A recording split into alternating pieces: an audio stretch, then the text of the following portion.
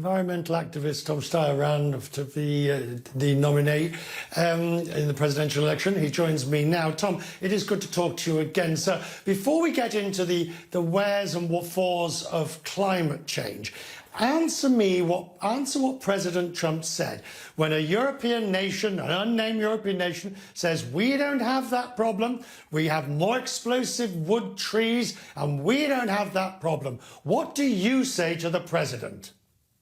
Well, if you're asking me about an anonymous story told by someone with 20,000 documented lies, I would say to him, first of all, have you looked at Australia recently? Are you aware that California, just before these record forest fires, had record heat, including maybe the highest temperature ever recorded in human history? Are you aware? Sure, we have fires and there could be better forest management. But he's using that as an excuse to continue to deny climate change. I mean, as you were saying in the lead up to the news, we also have hurricane today hitting Louisiana, Alabama, and Mississippi.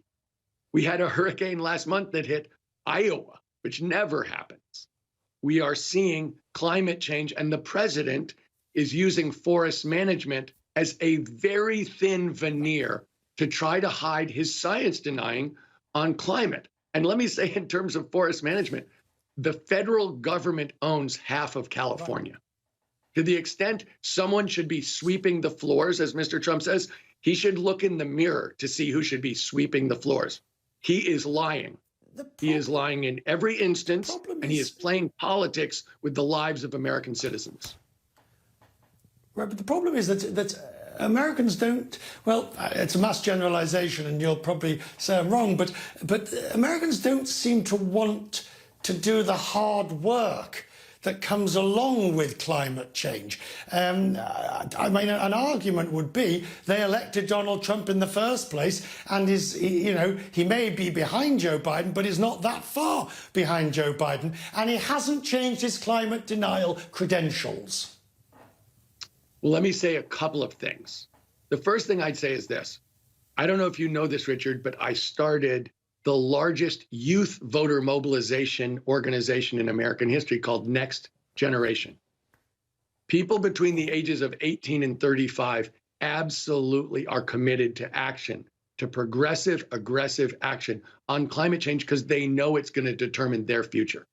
And I believe that this election, the way the election in 2018 did, the way that the primaries have so far, will show that young voters between 18 and 35 will show up in historic levels and change the administration, change the Senate, change the future of America. But the other thing I want to say is this. I have been working politically on climate for over a decade, and I have always talked about it in terms of job creation, that the idea that moving to clean energy is a job destroyer is false.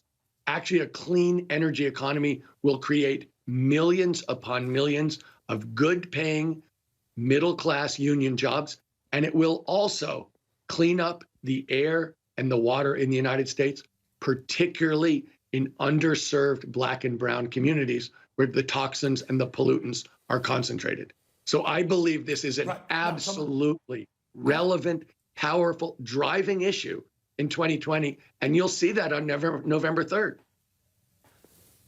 Well, as we look at the fires at the moment, and there are firefighters coming from all over the United States and indeed from around the world to assist, one can only look in horror at not just, I mean, obviously lives lost, but homes destroyed, and wonder what one does in the short term.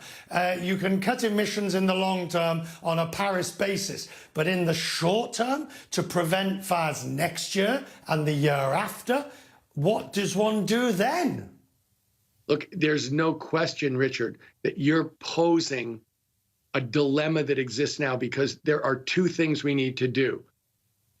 Stop the crisis in its tracks with aggressive climate action, and adapt to the crisis that we've created by not stopping the crisis. And so does that mean that we have to do different forest management that people have to live in a different way in different places? Yes.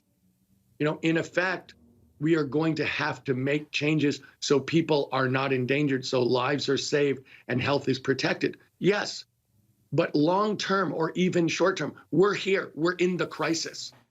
The idea of the president very explicitly denying climate today, during these fires, during this hurricane, with the evidence crystal clear to Americans that this crisis is here. Sure, we have to protect ourselves in the short term, but there's nothing that can protect us in the long run unless we do the right thing. And he's arguing not to do that. That is playing politics with American lives. That is inexcusable. Tom, I'm grateful that you've joined us again. As we always enjoy having you on Quest Means Business. Thank you, sir, for taking time. Richard, great to talk. We'll talk again before the year is out. Thank you.